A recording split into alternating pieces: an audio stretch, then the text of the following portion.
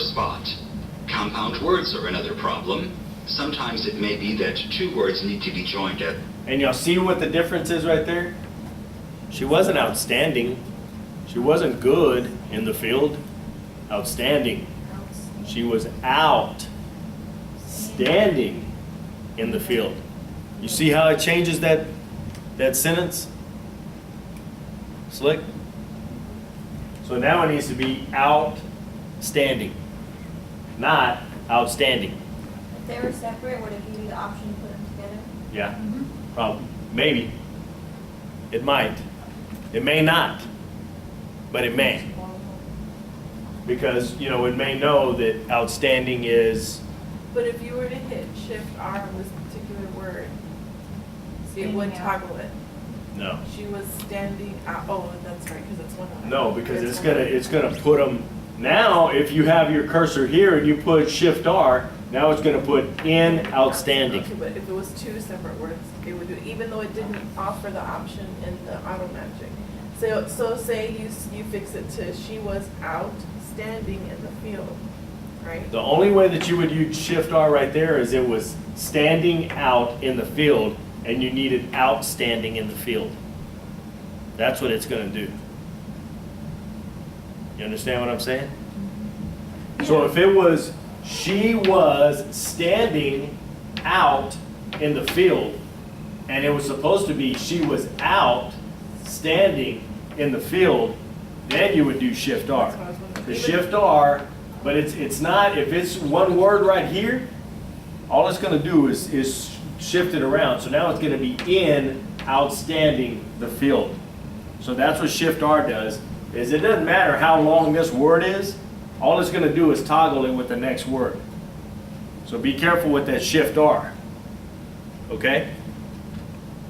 As one, or that one word needs to be split into two. Pressing choice 1 here corrects this unintended compound. This should have been she was outstanding in the field. A typing error occurred, and the faint underline. The typing error occurred. So you see the red line? That tells you right there. So anytime that it doesn't recognize something that's in the dictionary, in your dictionary, then it's going to be underlined in red.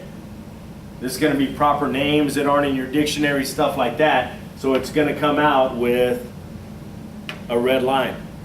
I'm working on a transcript right now. The guy's name is Daryl. And he spells it D-A-R-E-L. Daryl. That's not the universal spelling of Daryl. Usually the universal spelling of Daryl is D-A-R-R-Y-L, I think is probably. Or D-A-R-R-E-L. He does it one R. Different, whatever. Now, every time I hit Daryl, because I stroked Daryl correctly, went in and globaled it throughout the whole thing. And I globaled it as D-A-R-E-L. So now every time that there's Daryl in this transcript, it comes out with that red line. Because it's telling me it's not correct. Well, I don't want that spelling of Daryl in my main dictionary. So I don't really care if it has that red line. It's not going to come out with the red line whenever I put it in a PDF file or whenever I print it. So you don't have to worry about it. Okay? Being in red is calling that to your attention as you type. The correction is also being offered on the AutoMagic list. Just press 9. AutoMagic also integrates type over tracking. My Steno for Technological and my Steno for Tool are very close to one another, so I tend to replace one of these words with the other. Eclipse tracks that type over, and AutoMagic offers it as a choice. You see what it's saying right there? So that's what it's talking about, track over. Slick, when you were talking about believe. Does it do that? Does it give you that option in the AutoMagic as believe? Have you defined it as I believe? already defined it. As believe? And able? As believe? BL is believe. Yeah. Yeah. And able? Isn't able in your dictionary? I think so. Should be. Yeah, yeah. Full, So it should probably give you an option. If you've defined it both ways, it should give you the option here to change it. And that's that type over tracking that we were talking about. Remember that? Do you? All right.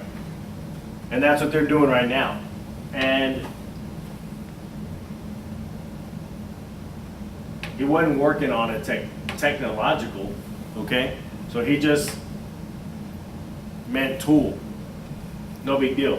Well, he's changed it before, so now it gives him the option. So now all he does is hit 7.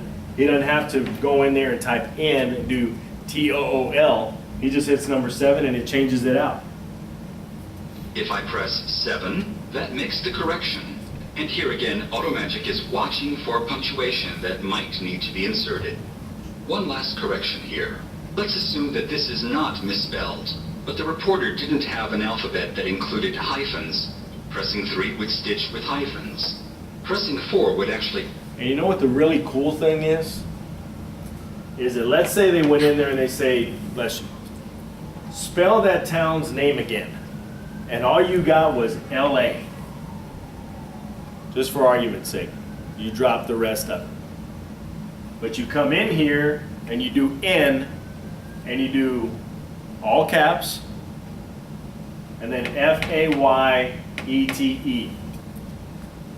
which is not the correct way to spell it. It's TTE, but the person spelled it incorrectly.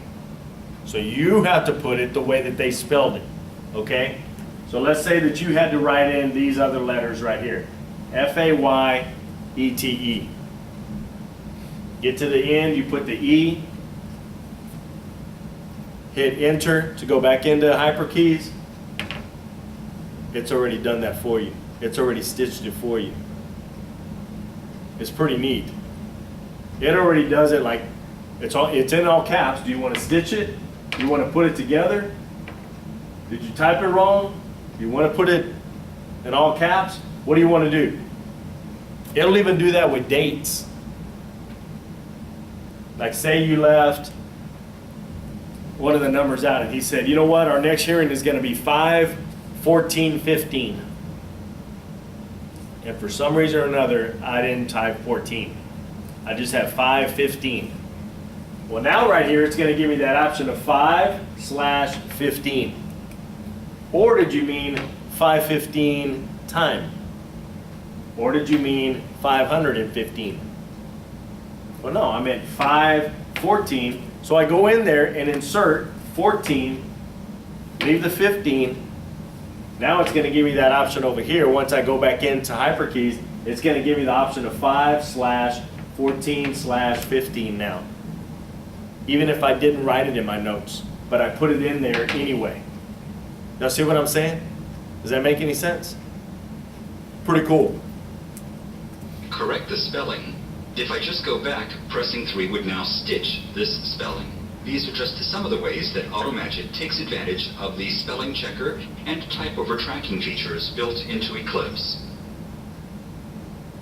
What's the format for stitching? Is it hyphen, space, or just all, no spaces, just a hyphen between each letter? Like if I were to manually stitch one letter, what's the format for that? L, no space, hyphen, no space, A. Yeah.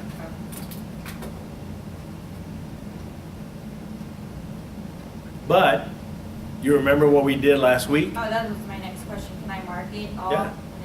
And then you just put the hyphen and it automatically stitches it for you. So you don't have to go through all of that work.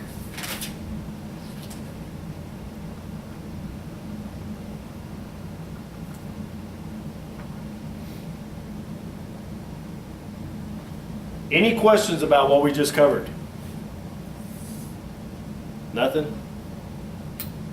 So just so I'm clear, if I want to add a prefix, it's just bracket and whatever prefix, caret, close bracket. The only time I add a word is if I want to add that word to it specifically. If it's not a word that can stand alone.